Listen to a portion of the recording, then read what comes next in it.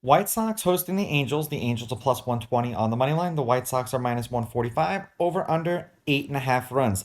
Angels getting a run and a half on the run line are minus 170, meaning if you bet them that way and they win this game outright, you win. They lose by one, you win. And the White Sox laying a run and a half on the run line are plus 140, meaning if you bet them that way, they have to win by two. Now, if you're wondering what the wind is like in this particular game, it's 8.1 miles per hour and it's blowing directly across the outfield from the little map that I'm looking at 8.1 miles per hour. So it's going from left field to right field at 8.1 miles per hour. So if something catches the wind, it may end up pulling it towards right.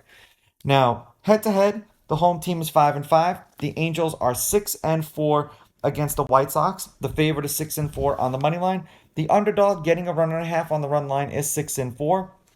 There have been three one-run games in their last 10 meetings. The under is 6-4 in their last 10, and the under 8.5 runs is 6-4 in their last 10.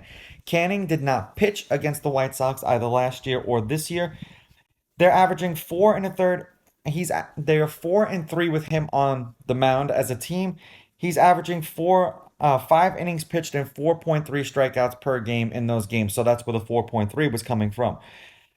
Kopech pitched once against the Angels, 5 1/3, 4 runs, three of which were earned. They lost that game 4-1 in LA.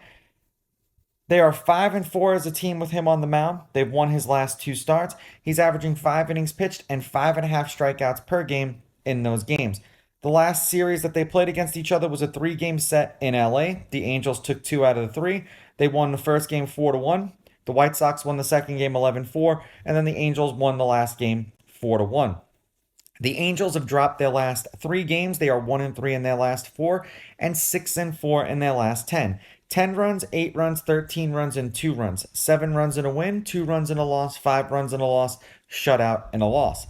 The White Sox have dropped their last two games. They are 1-3 in their last four and 6-4 in their last 10. 9 runs, 15 runs, 10 runs, 11 runs. 2 runs in a loss, 12 runs in a win, 3 runs in a loss, 5 runs in a loss. So someone's losing streak is going to come to an end.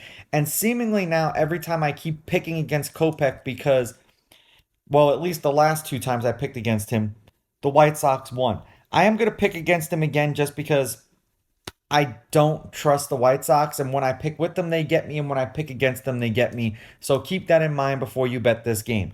Angels with the money line, Angels getting the runs, and I'm going over. I don't know why, I just have a funny feeling that this is going to be a high scoring game. These are just my picks. If you disagree, please go with your gut, and please bet responsibly.